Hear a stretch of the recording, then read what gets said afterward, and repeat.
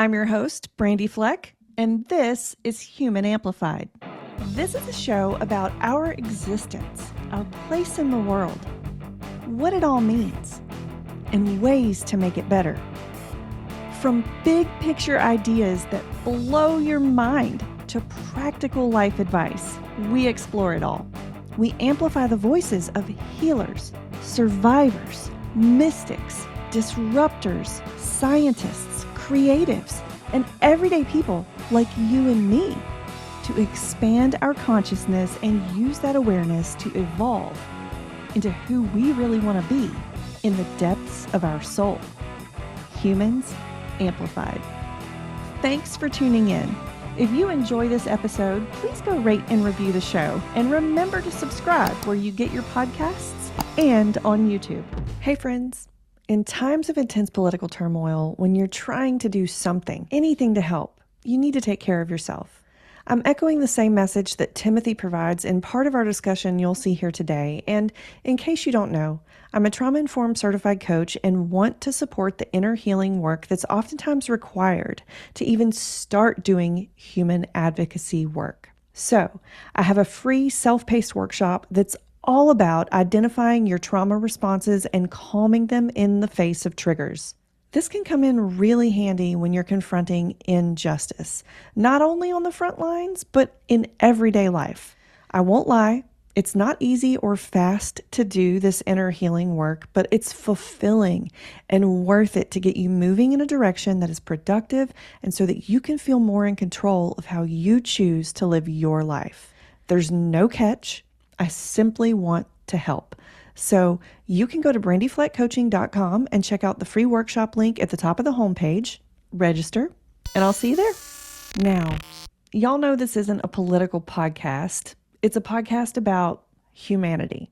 This podcast serves to unify each other and to unify you with your own authenticity. We've always sought to humanize one another and therefore understand each other and ourselves better. And with that, sometimes comes difficult and necessary conversations regarding the political arena, where politics shape our society and how we interact with it. No one's immune from it. With that in mind, I'm extremely honored to be bringing you a conversation with local Nashville activist, blogger, commentator, columnist, community organizer, civic educator, and human rights advocate, Timothy Hughes. He oftentimes finds himself working at the intersection of public policy and social justice. He comes from a line of activists, community organizers, and educators who have sought to change the world by taking care of their communities. As Timothy and I convened for our conversation, neo-Nazis were protesting at the city council meeting in Nashville.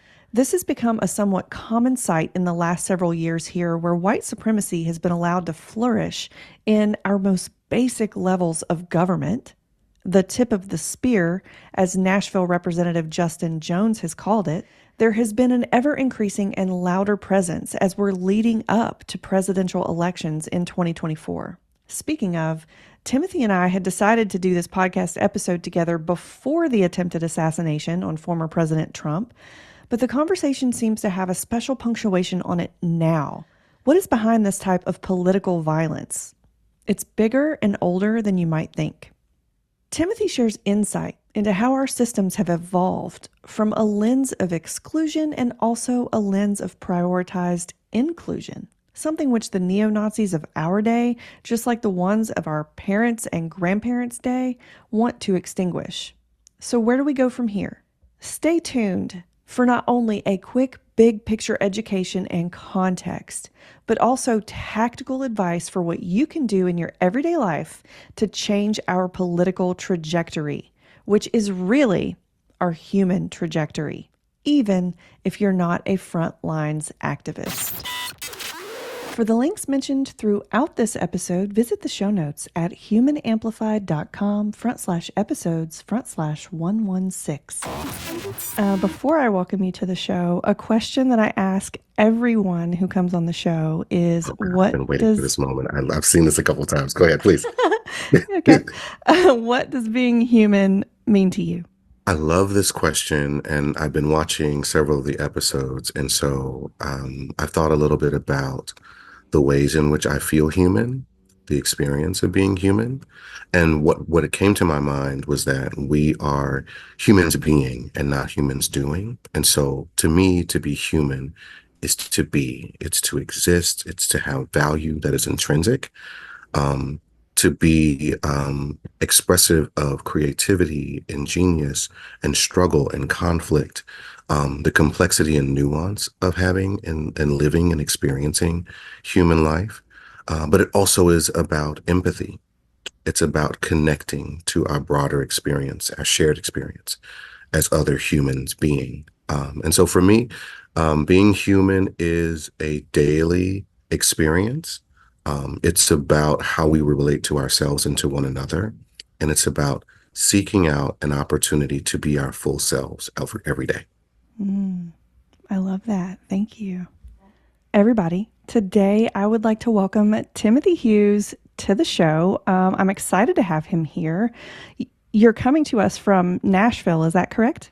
That's correct. I'm originally from Baton Rouge, Louisiana, was born and raised there. Lived for many years before coming to Nashville as a student at Fisk University. And so, yes, I am here in Nashville. We are expecting some triple digit temperatures today. And so I am excited to see the sun out and to see some clouds intermingling in the sky from my window. But also, my thoughts are with the folks who are out making their way and they're living today, some of them Mm, in these elements, in this heat, which can be very oppressive.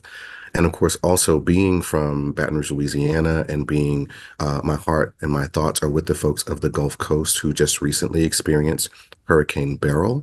mm, I'm very familiar with the ways in which communities experience these environmental phenomenon and how difficult it can be for so many in this moment. And so, while I'm very, very grateful for the sunlight and for the wonderful temperatures and experiences here in my local context, of course, my thoughts are with those, particularly in places like Houston, who are without power and triple digit temperatures and are now entering a week without many of the resources that they need to feel safe.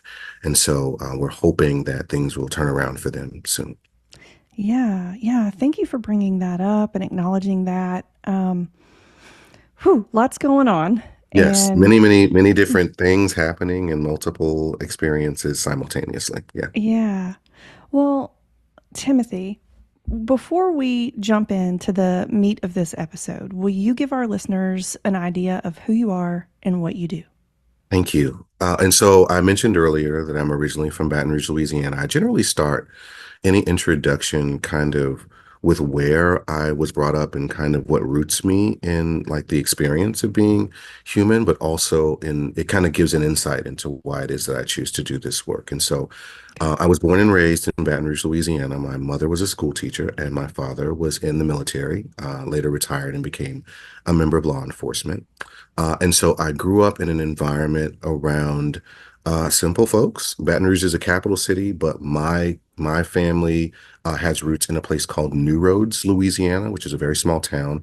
Even today, it only has about 4,000 residents. And so I would spend a lot of time in New Roads with my cousins and extended family.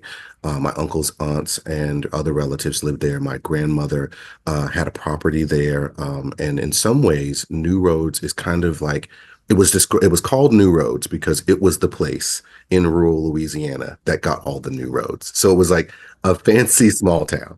Yeah. Think of four-way stops and, outhouses and sugarcane plantations and like pecan groves as far as the eye can see, but also very simple, hardworking, dedicated people. My grandmother was 4'11" and had two shotguns and had six children and took care of her children and her family as best as she could. As a Black woman growing up in the deep rural South, living in a context in the 1940s, 50s, and 60s when there was all of this tumult that was happening all over the country and around the world. And so she made her way as a woman with, only an eighth grade education, and she put her kids through military service, and many of her children became first responders and school teachers and educators. And so education as a value, as a virtue, was something that was sort of inculcated in me as a child. She Mhm. also was a dedicated member of the Poincapie Parish NAACP, where she served for many years. And so her work in civic engagement and voting rights, um, her dedication to her faith tradition in the church, all of those were kind of examples that I saw growing up as a kid. And so, in many ways, while my pathway to social justice was different because of the experiences that I had both as a youth and then later as an adult, much of what rooted me in having a heart for social justice, a commitment to poor and rural and working people, a desire to make the most of educational opportunities, all really began with the lessons that I learned growing up in my family in Louisiana, and particularly the example of my grandmother. I love that. Grandmothers can be so powerful in our Yeah. lives. Yeah. And so your focus is social justice. Is that correct? You're an activist, you do things in the community. Is there any more you'd want to share about that?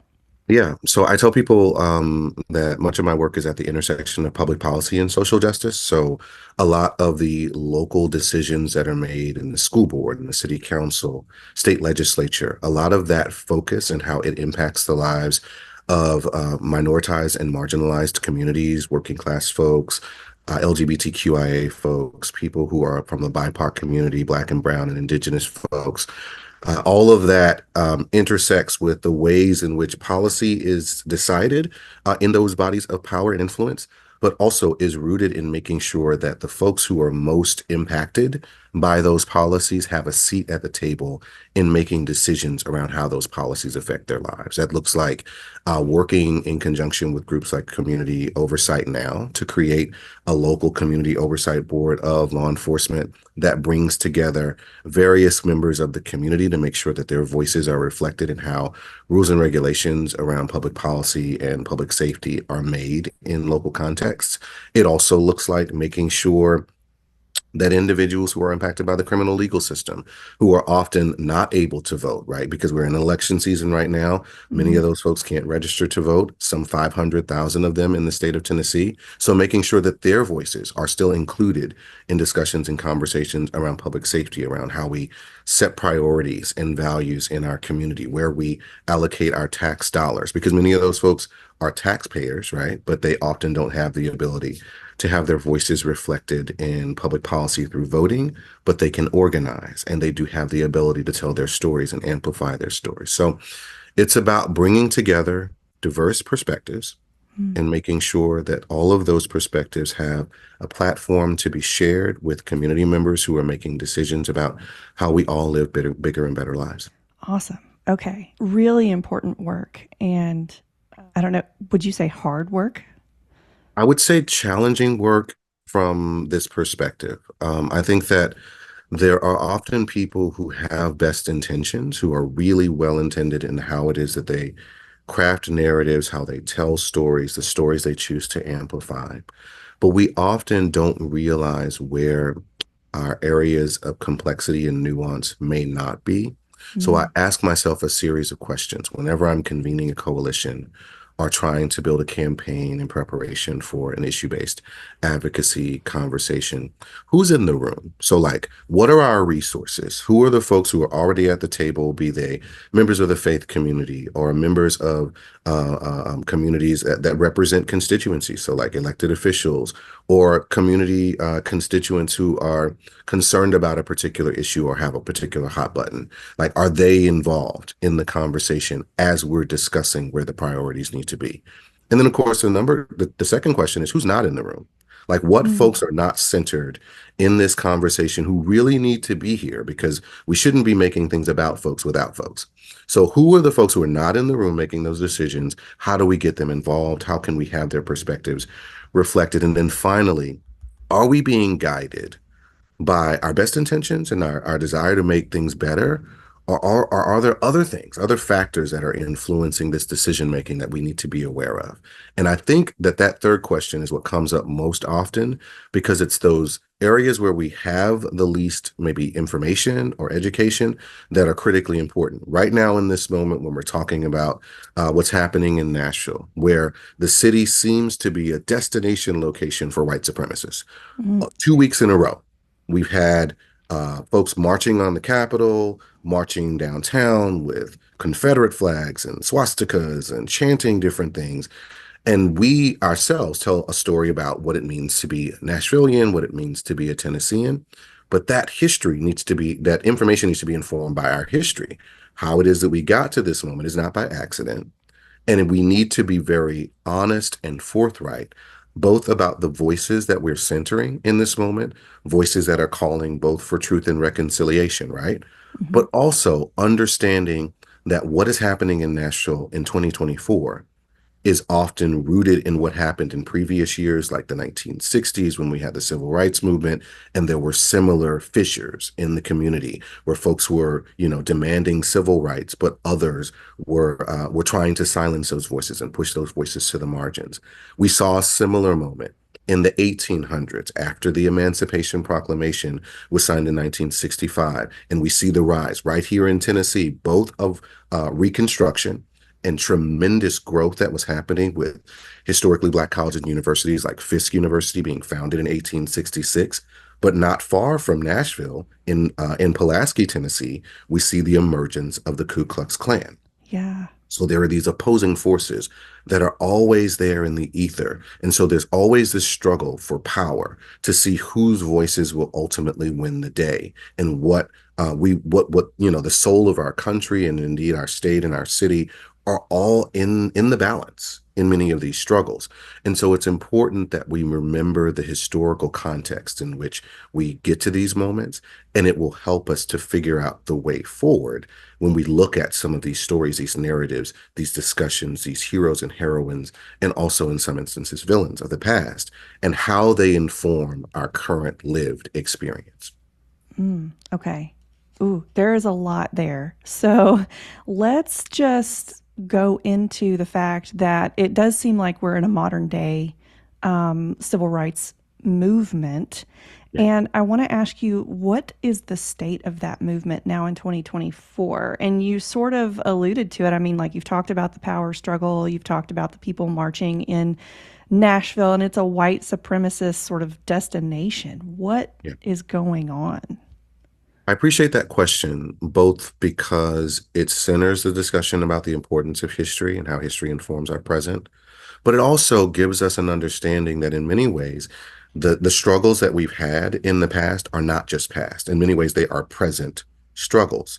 And so we see the emergence of this white supremacist action and activity that's happening in our capital, a city that historically has been sort of an incubator of struggle.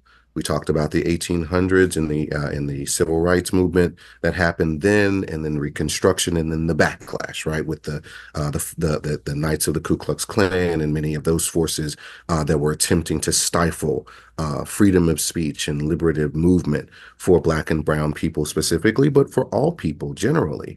And then we saw a similar moment in the 1960s with the emergence of this backlash from the civil rights movement, where folks like Dr. Martin Luther King Jr. and Diane Nash and John Lewis and James Lawson, who recently passed away in his 90s, was still fighting for liberation and to talk about the importance of us coming together collectively as a human family to be able to change the outcomes and to change the trajectory of what is happening both in our country in the way that it treats oppressed peoples, but also to save the soul of our democracy, which is also in a very, very tenuous moment.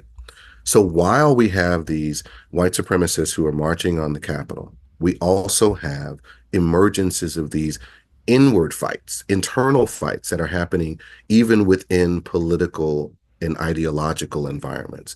So just this weekend, we had an attempted assassination on a former president, a current candidate for president, Donald Trump, who has in many ways I try to describe it in the analogy that I've seen online that, many people are referring to Donald Trump in part because he has survived this attack on his life at a public rally as sort of this hero figure. There's a photograph that's been circulating on Hmm. social media and in many websites, many media outlets have highlighted the photo of him raising his fist in resistance, and blood on his face and on his ear from the attack of this assassin's bullet. And in many ways, there's an iconography, I mean, almost an iconic image of him standing with the blue sky behind him and an American flag floating over his shoulder, almost as if, it's anointing him as this heroic figure in American Hmm. history. But we've got to remember that the imagery of that moment was brought about in some ways, and in many ways, people like Donald Trump and his ilk are complicit in helping to stoke the fires of, racial tension and us versus them ideology at many of the rallies. We go back in history and we listen to some of the rhetoric that's been used at these rallies, calling individuals who are immigrants to the country dangerous, violent thugs and animals and criminals, referring to individuals who in the LGBT community by slurs that I won't even repeat on your podcast, referencing individuals who, based on their income and the kind of work that they do, as typifying either Black jobs or not American jobs, or questioning the integrity and the dedication and commitment of certain people to the project of the country related to democracy. That didn't happen in a vacuum. It happened in front of cameras, in front of throngs of people. And many of those people hearing those messages, right, heard that rhetoric and then showed up on January 6th at the Capitol, which Hmm. should have been a peaceful transition of power from one party, from one candidate to another candidate, from one institutional group to another institutional group, that resulted in violence. People lost their lives. The Capitol itself was attacked, and even the former Vice President, Mike Pence, who was the Vice President under Donald Trump in his first term, was ceremonially lynched in the public square. There's a history here that we've got to grapple with around political speech, around political violence, around the ways in which violent rhetoric and even the settler colonial project that is the American experience for this past 250 some odd years. When this country was founded, it was founded on land that was occupied by indigenous people. There were people who constructed the buildings, constructed its history, contributed to its legacy, who were imported through the transatlantic enslavement trade and were brought to this country to work the land, but were not treated as full human beings, let alone full citizens. There were people who were shipped into this country who constructed railroads and built the infrastructure. So much of this history is being blotted out, is being made even illegal to teach in Tennessee by the legislature. So, like, we got to be able to fill in the blanks about how it is that we get to these moments so that we can put them in the appropriate context and be able to talk about them in a way that is informed. But I'll just answer you shortly. What is going on with the civil rights movement in 2024, I think, is what has been happening over many, many years, decades, and even centuries in this country, where we try to reconcile the heart that we have as Americans, believing in a representative democracy, right? Believing in institutions and believing that votes and participating in democracy is what helps to make our country unique and special, and it Hmm. does. And also dealing with this history of political violence, of the ways in which poverty and the ways in which ignorance, the ways in which anti-Semitism and anti-Black rhetoric and anti-immigrant rhetoric are also deeply woven in the stitching of the flag that is America's history, and what we do with that, how we tell that story, who gets to have their voices amplified at various moments is so critically important. Yes, we have freedoms of speech and we have the ability to have certain liberties in this country that are often denied in other countries that are not representative democracies. But that also does not mean that our country is perfect, and that criticism of institutions, criticism even of individuals or of particular historic moments is un American. it is very American to call out the ways in which we need to be addressing the settler colonial project that is the American experience, Mm. but also true that we can have a measure of patriotism and believe that good things are possible because there are examples of those moments in history where historic figures, historic movements, and social justice activity has happened. And we need to tell those stories alongside the many challenging stories that make up the American story. Okay. So I wanted to talk a little bit about the involvement of white Christian nationalism in this, like, sort of culmination of events that's happened lately. But you mentioned one thing about how we need to fill in the blanks with the history. And so I want to make sure we cover that. How do Yeah. you fill in the blanks? I think that there are many examples of ways in which we tell a fuller, more comprehensive narrative about our American experience.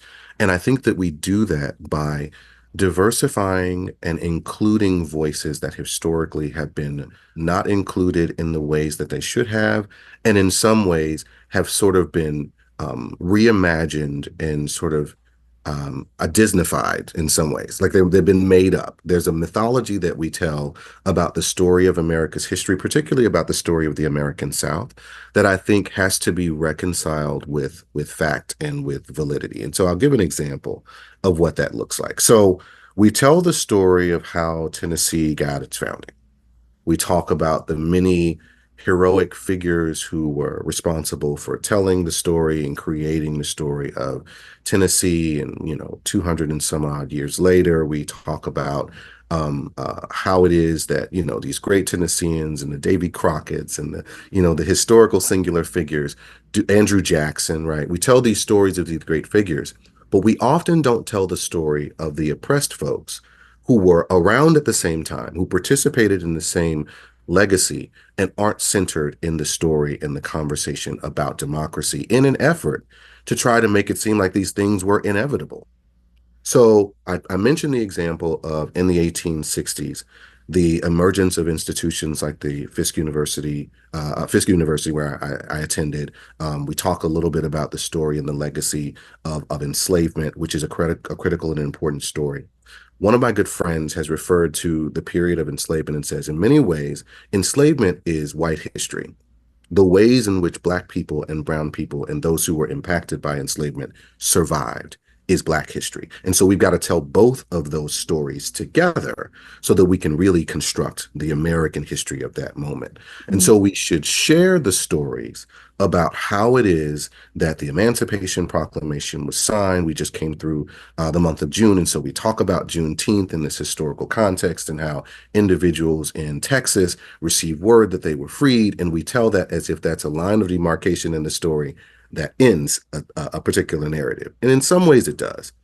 But we don't tell the story of continued exploitation, segregation, a lot of what happened after the Emancipation Proclamation was signed is that now legally certain individuals have the right to vote. So like we have the 13th, 14th, 15th Amendment signed, which enfranchises millions of Black citizens who are now able to have the ability to vote, or at the very least are legally granted by the Supreme Court the ability to be able to have the right to vote. But we also have the emergence of the Klan, which is using violence as a way to threaten individuals who might exercise that right. So the juxtaposition of those multiple figures and instances happening simultaneously are why it is that we need to have in the 1960s a civil rights movement that then has the signing of the Civil Rights Acts of 64 and 65. So if you don't tell that fuller story about the struggle and the fight for independence and liberation and civil rights, and how white folks and Black folks and all folks were fighting to make America a fairer country, then we miss out on telling the story of how it is that we get to a moment where some individuals who live in North Nashville, for example, feel like there's no reason for us to participate in processes, to vote, to be involved in systems that have been historically oppressive. It's how we get to a moment when we're telling stories about history where the state legislature and other community groups like Moms for Liberty, for example, are trying to rewrite the way in which we tell the story about Hmm. enslavement and civil rights to make a narrative that suggests that individuals who were a part of that process were somehow, just unwilling to engage and didn't really care about freedom, and everything is fine now. And so us having discussions about why white nationalists are marching down in the Capitol in 2024, that's a distraction. We shouldn't talk about that. There's no reason for us to discuss that. These people are strange, they're, fringe figures. No, they're following a tradition of their parents and grandparents and great grandparents who, in many ways, feel that the American project is a project that should be a white nationalist Christian project. And anyone who is and not in agreement with that is a threat to their way of life. And so it's important for us to put those things into historic context, not just for folks who are marginalized and minoritized, who are victims in some instances of the policies and procedures that are pushed as a result of that narrative, but also because we ignore the contributions of the white folks who also are allies and co-conspirators in that struggle for liberation. When we don't tell the story about how it is that that history is contextualized, we ignore figures like John Brown, for example, who was a white man from Virginia who fought to liberate enslaved people and was considered to be mentally insane because of his unwillingness to be complicit in white supremacy in the 1800s. So we have these figures, these historic figures who fought for liberation and freedom, who are good white folks.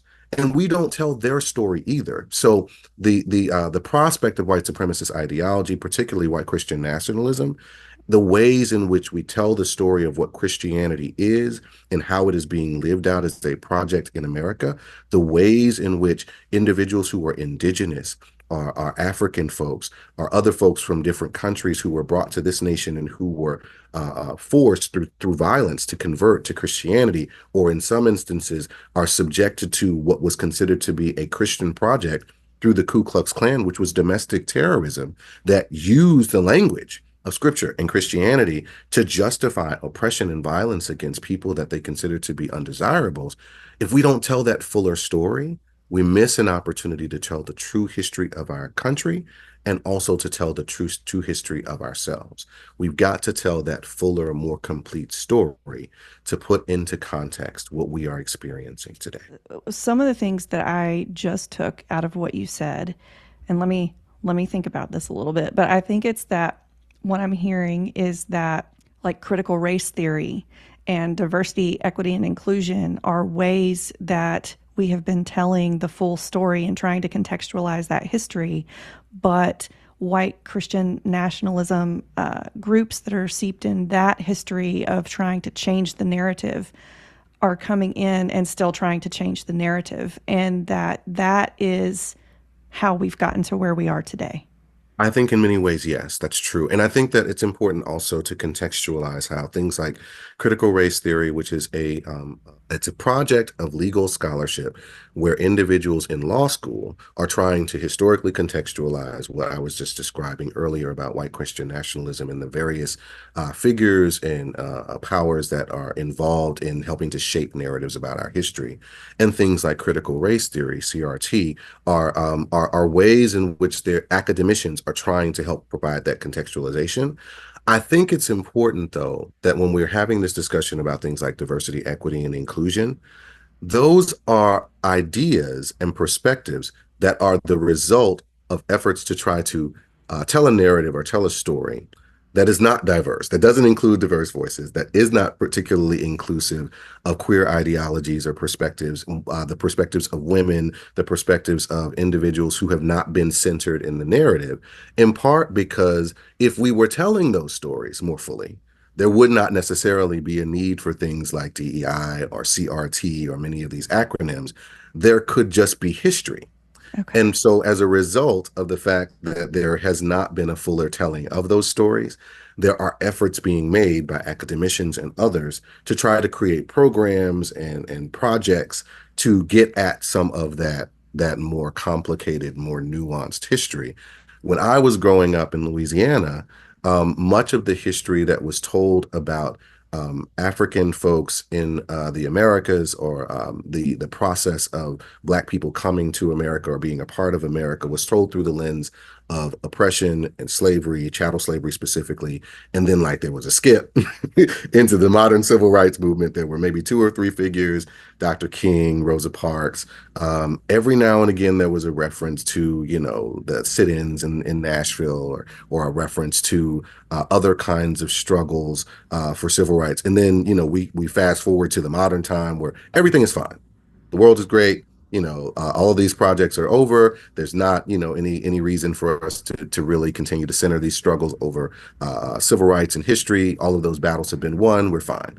And so that's not really it's a very narrow kind of telling of history, but often that is what we were given as young students. And so as adults, to learn later that not only are those stories incomplete, but that they also minimize the contributions of so many people whose names we don't know, whose stories are not told, and we don't have the benefit of the deep reservoir of struggle and liberation and context that helps us to be able to cope with the difficult moments that we are experiencing presently and will likely experience in the future. Like, we're doing ourselves a disservice by not really knowing and understanding that history.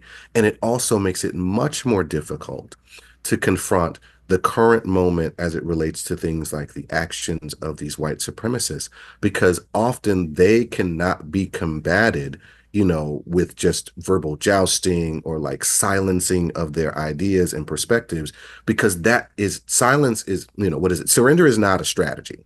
Them just saying, okay, you're right, is not going to happen.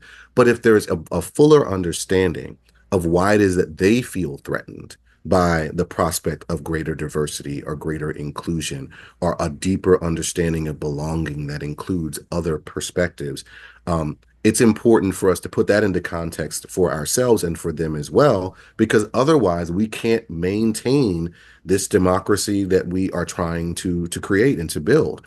It's a threat not only to our ability to be able to maintain our way of life and to support a fuller understanding of humanity for all people, but it also foments and it's complicit in the kinds of political violence and social violence that allow people to continue suffering. Many of these white supremacists come from rural environments and from spaces that have also historically been deprived of resources. So we're talking about educational resources, we're talking Yeah. about infrastructure, we're talking about food insecurity, and the kinds of things that they have been subjected to are also violence. And so the adage about hurt people hurting people, I think, comes into context when we consider the fact that many of the rural white Tennesseans who may show up at a rally and be persuaded by some of the rhetoric there are also victims of the same kinds of oppressive systems that are facing people of color, that are facing LGBTQIA folks, that are facing other marginalized groups,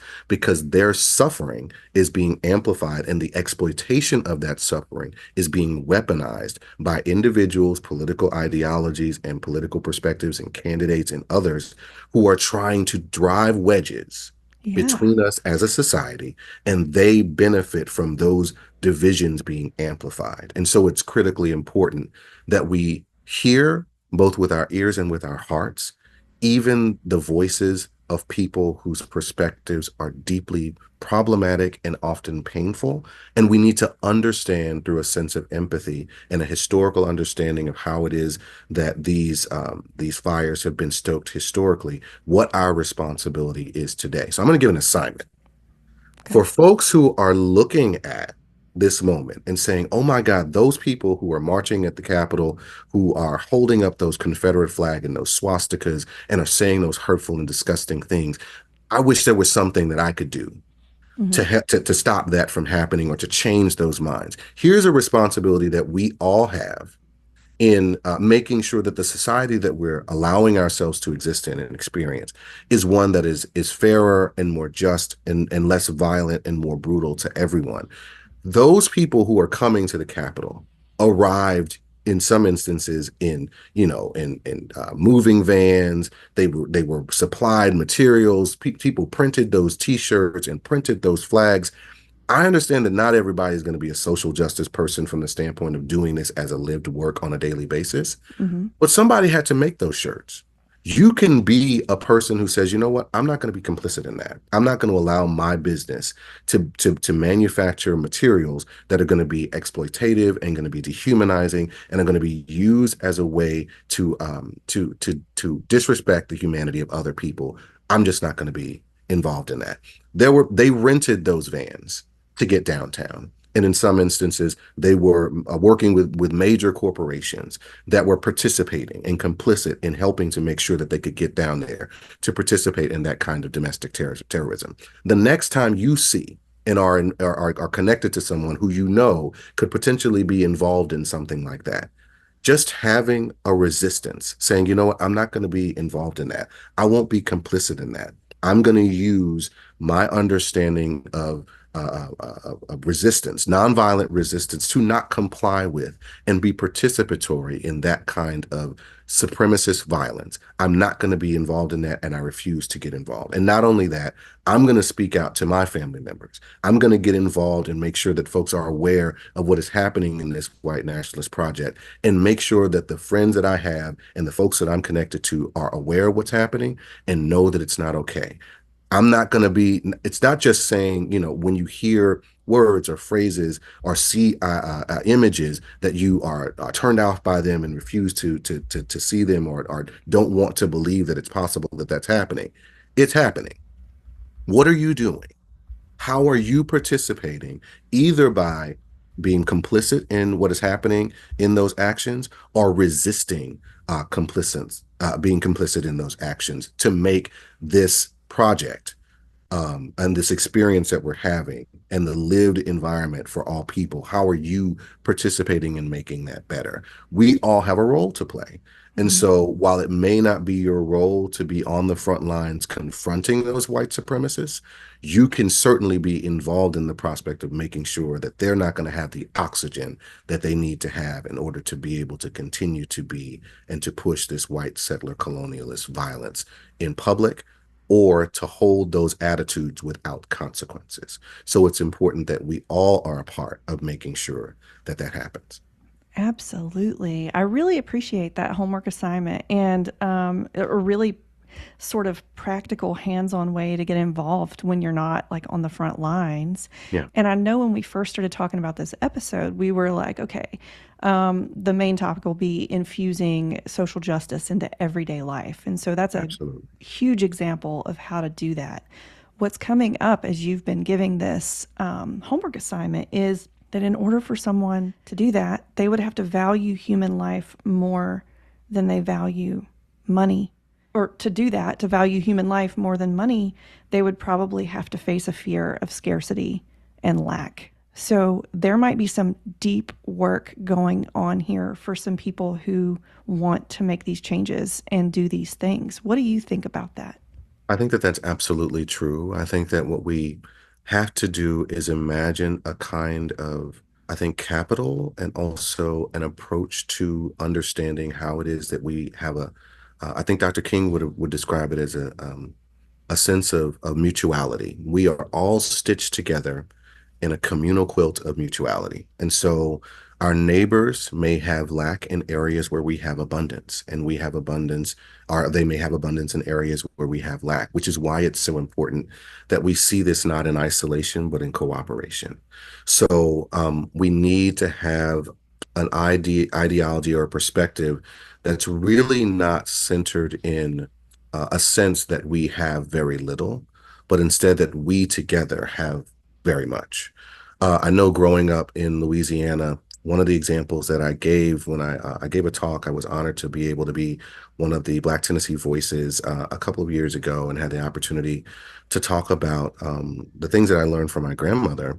And one of the things that she did in her very, very rural town in Southeast Louisiana is that because so many of our neighbors had so little, she would host these gumbo suppers.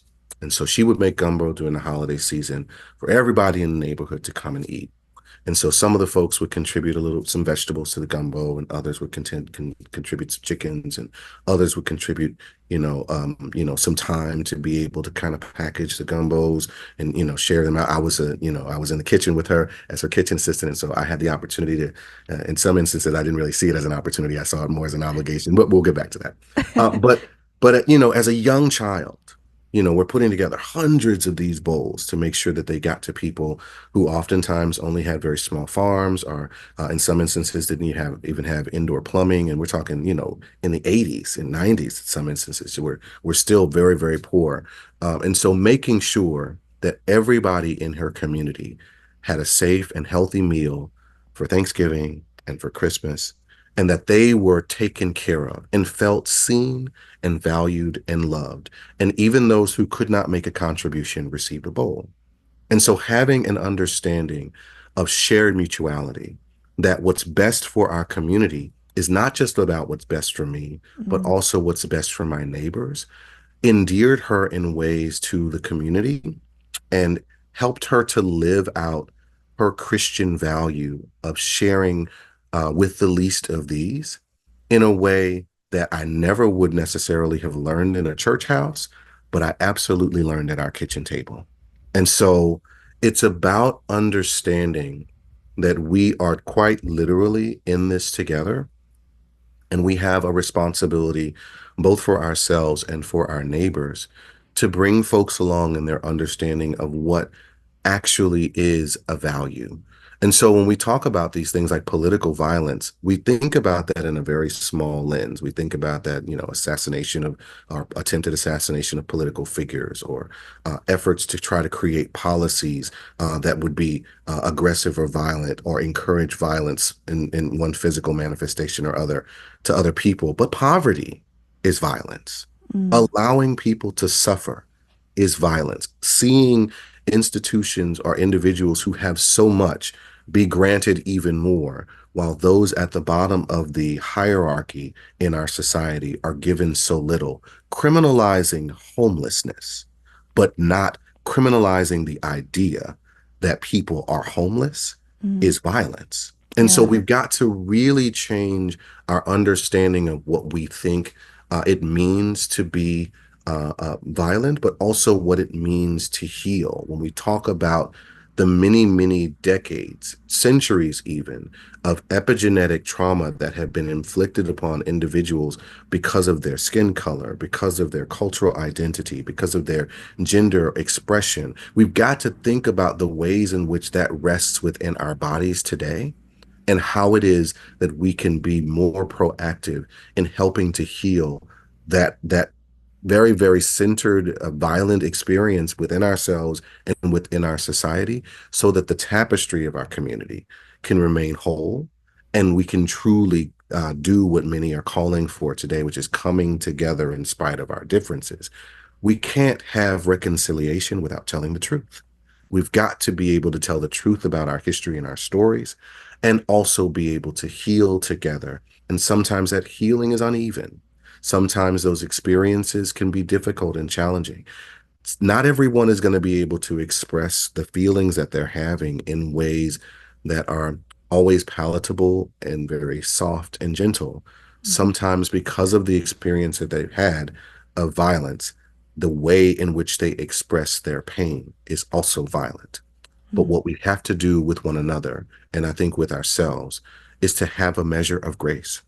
And I think grace is something that we think about in sort of theoretical terms, but I think living a life of grace, recognizing that our neighbors are our neighbors and not our enemies, recognizing that at times, while we may have different perspectives and different tactics, we are all pulling together in a direction that we hope will be better for our society. Dr. King, I reference a lot of his phrases and a lot of his beatitudes, I call them, in a lot of my talks. And one that is a favorite, that is a go-to for me, is that the arc of the moral universe is long, but that it bends toward justice. mm, And that if I could make an addendum to that, I would recognize that it is not bending spontaneously. It does not bend without us.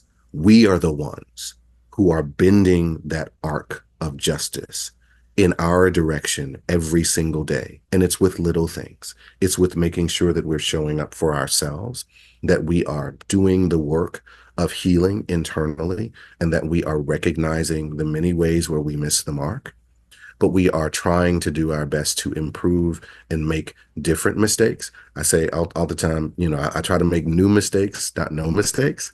So if we can give ourselves that grace, I think it's important. And then finally, the last thing I'll say about how it is that we deal with folks who are suffering and are dealing with lack. We've got to understand that we are all at various places in this journey. The place that I am now as an adult, having had some lived experiences, having been in social justice work now for a better over a decade, having made some missteps and so had some challenges, but also having learned some lessons. I recognize that no one individual has all of the answers. We collectively are building the answers, building the society, building the community together. But we all have a responsibility and a role to play. And so what our goal is, our objective should be, I believe, is that we pick up the torch or the baton, and we run that race as best we can, while we can, for as long as we can, in the best way that we can. And then we have a responsibility to pass off that baton to the next generation and to equip them with the information and the tools that they need to make their journey and their race better and easier, and at the very least to help advance that baton further before we take our leave. And so my hope and my goal and my ambition and objective by the end of my life experience and the experiences of those around me is to have made a positive contribution to that race. I run my leg. And so we're not going to get this done in just a generation or, maybe even many generations. Much of what we need to imagine is, 100-year, a 200-year, a 500-year legacy project. And we want to put ourselves into the context of being able to tell our children and grandchildren and great grandchildren what we did with the time that we were entrusted with. And that's a very, very significant responsibility, but also we are contributing to a larger legacy, and we have inherited a tremendous, fortunate inheritance from those who came before us. So we do ourselves a service by remembering their story, acknowledging their contribution, and doing the absolute best with what we are being entrusted with going forward. Okay. Yeah. So I guess if I would sum it up to, and please correct me if I'm wrong, but to get to a place of doing or infusing social justice into everyday life, we need the whole truth. We need to be able to tell the whole truth. We need to listen to the whole truth. We need grace and space for healing. We need shared mutuality and community. Am I I think that missing that's anything there? I think that that's right. And I think that often when we're doing these conversations about how it is that we need these things, we should remind ourselves that we often have what it is that we need when we look beyond ourselves.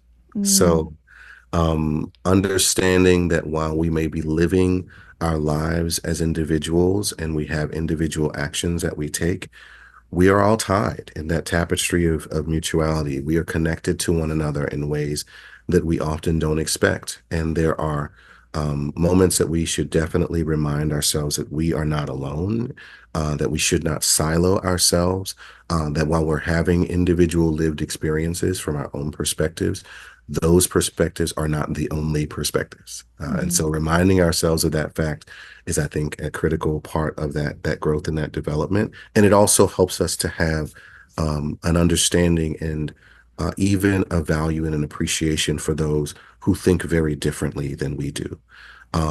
Oftentimes, those who consider themselves to be our opposition or even our enemy are, because of that tapestry being tied to us in mutuality, they are often harming themselves, not realizing that they're seeking to harm others, but they are also harming themselves as well. The hurting people is a real lived experience, and it's important that we recognize that. And then I think in just a practical sense, we've got to make sure that we are doing what is necessary to provide ourselves with what it is that we need most of all, which is, we only get this one planet. There's not a planet B, right? So we got to do what we can to make sure that we're taking care of ourselves, taking care of the environment in which we're living, and doing what we can to reduce harm and to promote healing. So I get outside and get some sunlight. Like sometimes it's as simple as making sure that the sun is on your face to ground you.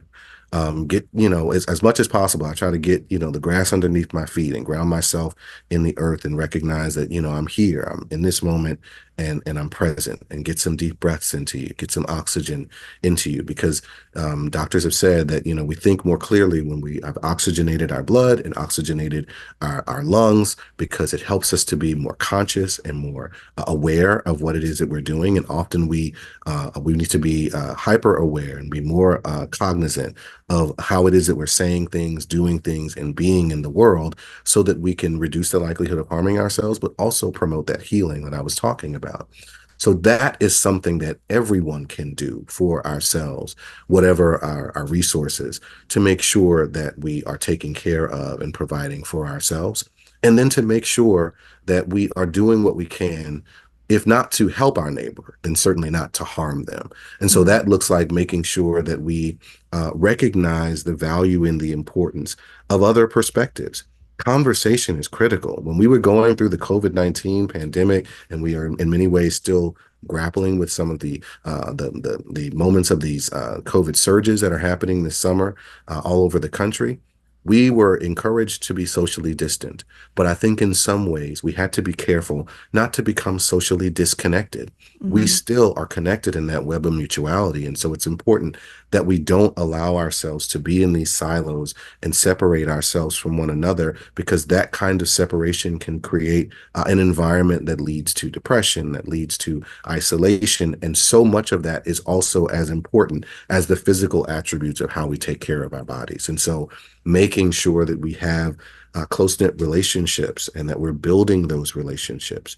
We often build those relationships at the speed of trust. So it takes time to build Mm-hmm. that level of trust. And so making sure that we are giving ourselves the opportunity to build those relationships helps to break down those assumptions about stereotypes and the kinds of things that will keep us distant and separated. So it's a process. And that process is daily and it's ongoing. And we give ourselves an opportunity to get it right every day. And sometimes we do, and sometimes we struggle. But the fact that we're making the attempt, that is the goal that I would definitely want to leave with the audience. So make sure you're doing what you can to make that attempt. Participate in the ways that you can, take care of yourself and one another. And then finally, the work, I believe, for all of us, whether we are social justice practitioners in our professional work, or whether we are simply living a social justice minded and cognizant life, is that we make sure that the actions that we take are intentional. The very one of the quotes that sticks with me from Teddy Roosevelt, which I think is an underrated president, a really really impressive individual who overcame many of his own personal struggles. He says, I believe it's in the Arena. It's a speech that he gave in Paris. He talks about what we should do at moments of challenge and struggle, and he says that the very best thing that we can do in those moments of struggle and conflict and turmoil is that we can do the right thing, right? The next best thing we can do is the wrong thing. But the absolute worst thing, the absolute worst thing that we can do is nothing. Yeah. Don't allow yourself to be prescribed to the paralysis of analysis so much that you refuse to take action. Mm. At some point, you've got to do something. And so you want to do the right thing, right? You don't want to do the wrong thing, but don't allow yourself to simply exist and do nothing. So I guess depriving the hate actions of oxygen is one thing you can actually do. Building relationships is another thing that you can actually do. Do you have any other examples of actions that people can take? Yes, I think that it's important, as I mentioned earlier, not to do this in isolation. So find your people, right? So I would be remiss if I did not give an opportunity and extend an invitation for folks to join our coalition work. And so I'm doing work in a few different organizations, among them groups like the NAACP Nashville branch. We're doing work to educate community members about how it is that they can become civically engaged, registering voters, mobilizing people to the polls, but also educating them about history, both of our organization, about the ways in which we can contribute and work together. So please join our work, either participating in the work that we're doing by joining a committee through the NAACP Nashville branch, or supporting us with your financial resources or with your time, amplifying the stories that we're sharing out. I definitely would be grateful and appreciative of that. In addition to the work that we're doing organizationally, making sure that you're involved in your local community. Get involved in your local school board. Follow what's happening in the school board races. Follow what's happening with these local elections because they're critically important, and some of them are being decided by very, very narrow margins, particularly in the school board and the city council races. They're being decided by a relative handful of votes. City council races are being decided by less than 25 votes. And we at present in Tennessee are 50th in the country in voter participation. So if you have the ability to register to vote and to be involved in the process, please get registered. Please go out and vote your interest. And for those who are impacted by the criminal legal system, or who may be undocumented, or who may be on the margins of that process in voting and participating in that way, encourage and urge your friends and family members and loved ones to go out and vote as if they were voting on your behalf, because so much of what is going to be happening will likely impact you in terms of policy and will likely impact someone that you love and that you care about. So make sure that you are voting with your friends and family and community in mind. And then finally, what I will say, do what you can to educate yourself about the ways in which you can be a better person, a better citizen, a better contributor to society. That looks like making sure that we are following information services and sources that are credible. So making sure that we're not operating in silos and only receiving curated content on social media or on the internet, because often what happens is many of our biases and our perspectives will be reinforced because we simply look at the same information over and over again. That's how the algorithm works, right? So making sure that we break outside of those paradigms and actually get an opportunity to connect with living, breathing human beings so that we're not being manipulated by propaganda or being exploited or taken advantage of because we're simply in a silo and don't realize it. Mm-hmm. Making sure too that we are doing what we can to both understand how it is that we've arrived at this historic moment, processing the traumas and various challenges, and celebrating the wonderful opportunities that we have to get to know ourselves and one another. I am a firm believer in making sure that I encourage folks, particularly as we are emerging from this COVID-19 moment and had to be socially disconnected and or socially distanced to reconnect, is I encourage people to get therapy, particularly those who have historically seen therapy and have had the stigmas associated with therapy kind of pushed upon us. I think it's so important that everyone have the ability to be able to express themselves fully and contextualize their emotions. And I think that therapy is a very good way to do that. So on a personal level, I definitely think that that's something that I would urge folks to do in order to be able to process and do that work. Okay. And also get involved, get active, get connected with the larger world around you by providing ways in which to positively impact your community. So that might look like providing mutual aid for folks who are in need of resources, those who are in transitional housing or maybe homeless or experiencing homelessness, those who are in marginalized communities, minoritized communities, our queer brothers and sisters who often are being targeted by policy violence in state legislatures and in city councils and other governmental spaces are seeking opportunities to feel healing and feel connectedness.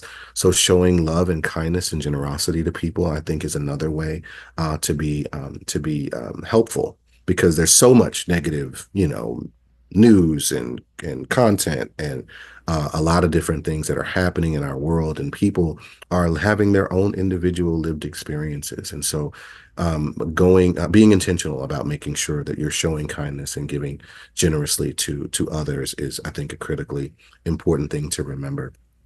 And then the last thing I'll share is that making sure that we are not pouring from empty vessels. You know, in doing this work of social justice, there are many, many challenging days.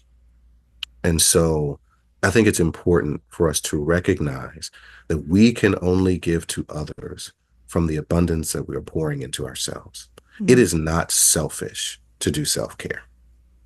It's important and necessary. Our bodies need oxygen, our bodies need sunlight, our bodies need water and sustenance. Our bodies, our lives are more enriched through relationships.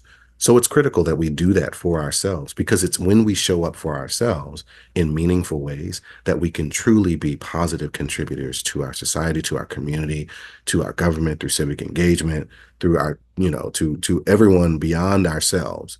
We can show up better for them when we show up for ourselves. So I would leave that with the audience. Make sure that you're doing some self-care today, looking out for yourselves. We often ask ourselves what we would be doing in these historical moments, right? Like, what would we be doing if we were alive in the 1920s or 1960s or the, 1800s?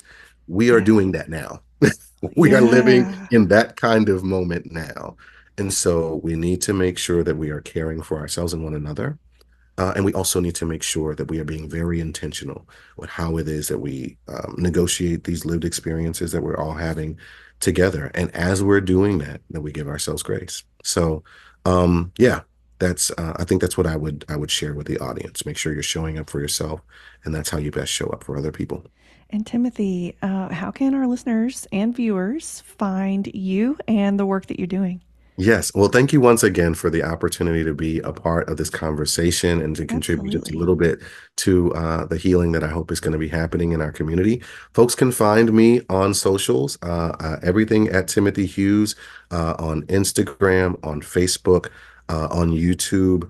I've also done a couple of talks in the community. And so if you search my name and search talks, you'll be able to find some of the work that I've been doing, both in community and with other organizations. But yeah, you'll also see me out on the battlefield, like fighting these fights and trying to get into good trouble.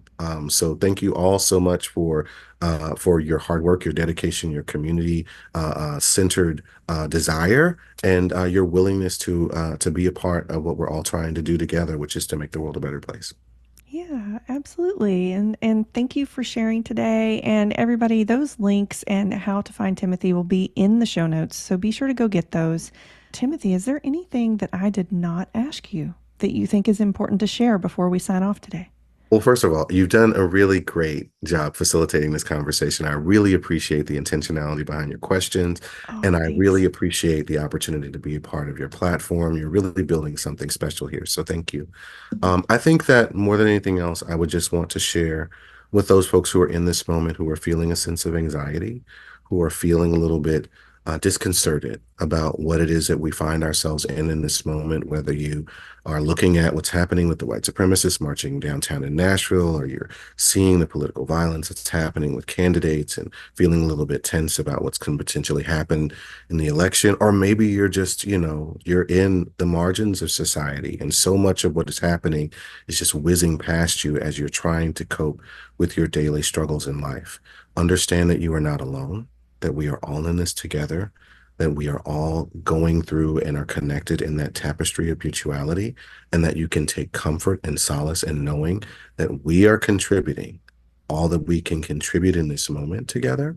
And as long as you are showing up for yourselves, you're showing up for your neighbors, you're supporting in as many ways as you possibly can, that you are doing what you need to be doing. Because remember, we are humans being, not just humans doing. Mm, So take the time to be today, and understand that this is a protracted struggle that we're all a part of. We make our contribution for as long as we can, when we can, while we can, in the best ways that we can, and then we take our leave. There are those of us who are doing everything that we know to do, and so understand that you're not alone, and that we're all trying to do our best every single moment together. And so thank you for showing up as your full self, being the best you that you can be in this moment. And we'll do our best every single day to do the same. Okay. And on that note, thank you so much for coming on the show today. Thank you for having me. Thanks for tuning in. Check out more of our episodes here and at humanamplified.com. Remember to subscribe.